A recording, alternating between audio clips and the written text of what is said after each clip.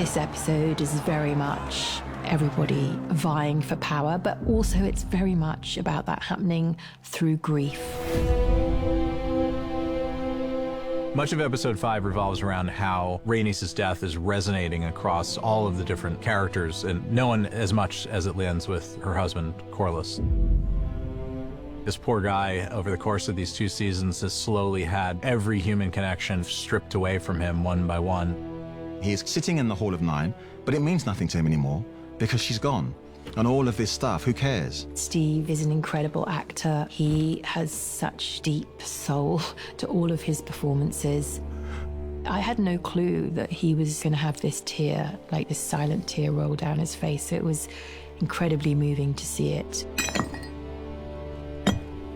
Our largest dragon has been killed. Duskendale and Rook's Rest are gone. I think everybody's reeling. I mean, Rhaenyra not the least of which. And you hear a lot of this backbiting and bickering going on at the table because everybody is under a tremendous amount of stress. They don't know how to react. But Rhaenyra finds herself at sea. I mean, that was her last great female advisor. And that's also when Rhaenyra sees this huge power vacuum and knows she's got to do something. Queen Rhaenyra wishes to name you Hand. Even the death of my wife does not content her.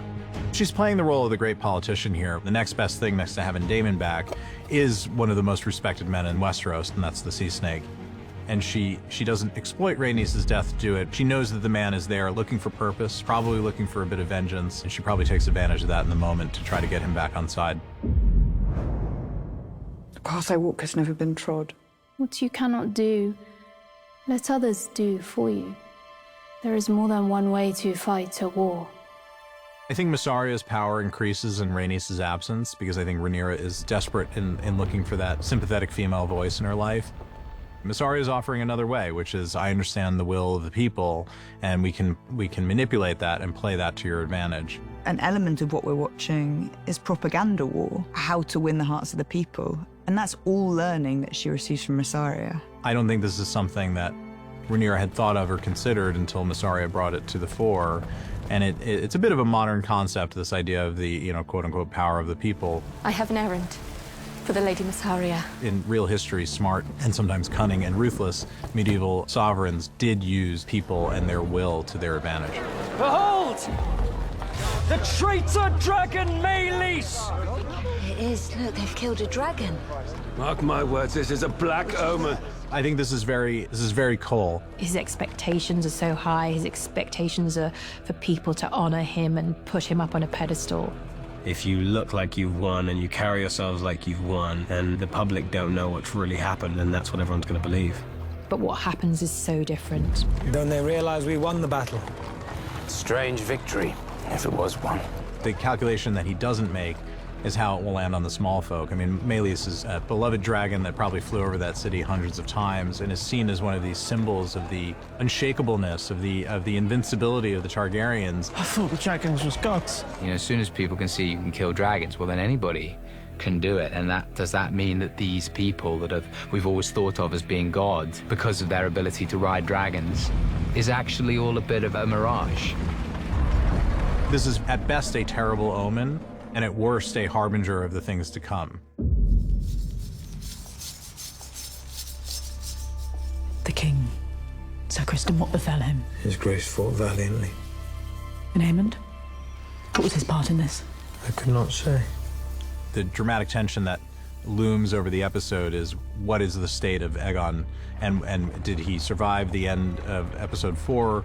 And will he survive through the end of this episode? And I think that's what's kind of looming over all these characters, that big question, to show the cost of letting your sovereign get on his dragon and ride into battle. Someone will have to rule in his stead. It's everything he ever wanted. With great power comes great responsibility, and he's got to be seen as someone who knows how to wield it. I agree, Your Grace. It must be Prince Aemond.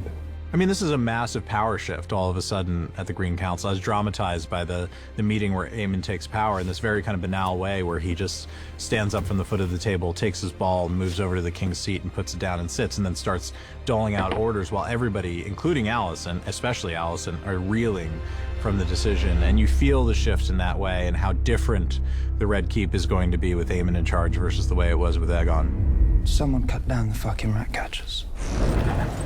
Our terms are simple, Lord Bracken. Renounce the false King Aegon as a usurper.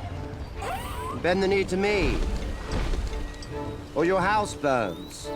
Daemon approaches life always trying to hammer that square peg into the round hole, and he's just trying to force his will upon this place. I love the image of him in his full like dragon battle armor sitting on the rock and not understanding what's happened and saying, I did not think they would be so eager to die. And the Riverlands is just this unwranglable place to him. He's brought his values and sort of Targaryen dragon lord values into a place that is rich with the old gods and these old ways. These people just don't respect the dragon lords the way Daemon is hoping or used to. Seer must begin here with a lesson in etiquette.